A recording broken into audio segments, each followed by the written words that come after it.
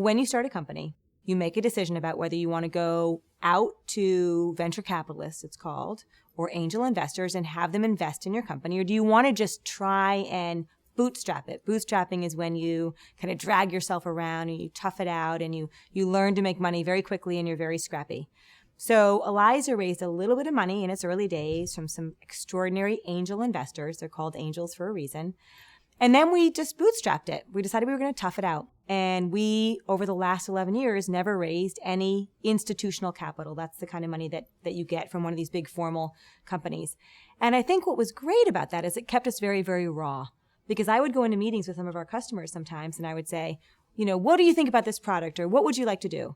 And they would give us an idea. And in my own head, I think, I don't like that idea. I don't think that's something cool. I wouldn't want to do that. But I had to do it because they were the customer and I didn't have any alternative because I didn't have a lot of money. And in the end, the customer was right. What they wanted to buy was what we should be making. And so being forced to have that level of attention to detail kept us a much more successful company over time. But back to that point on learning what you do well, learning from your mistakes, we as a team, we have an amazing team at Eliza, are very, very, very good at growing a company from being very teeny tiny to the place that it is now. But there's a different set of skills that's needed to grow to the next level. And that might mean that we want to go buy other companies. I don't know how to go buy other companies. I've never done that before. I don't know how to go from being a $50 million company to a $500 million company. It's a very different set of challenges. So I think what we did well was we sat around as a team and said, we really believe in what we're doing. We don't want to sell. We don't want to give up. We want to, if anything, double down and do this more. But we don't think we collectively necessarily have the skills to be able to do that. And we might want access to more money sometimes now that we've learned how to stay raw so that we could make some investments in some other spaces. And so we took a year and a half and very, very, very meticulously interviewed all these folks that could come be our financial partner. And we came really close to doing it once and then we didn't do it. And about 2 weeks ago, we formally closed and we've taken on a financial partner. It's about 3 weeks ago now.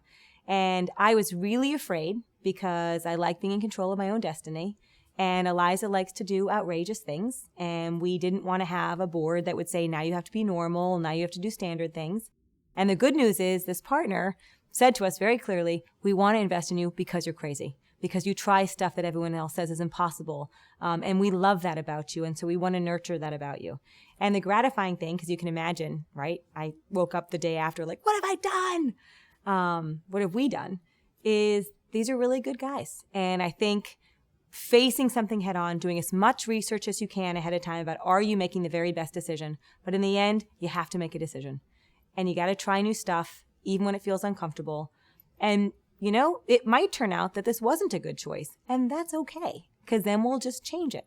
But it really feels good to have been able to come to a place after so much time where we say, we think it's the right choice, right being it's the best choice we know of right now, giving everything else.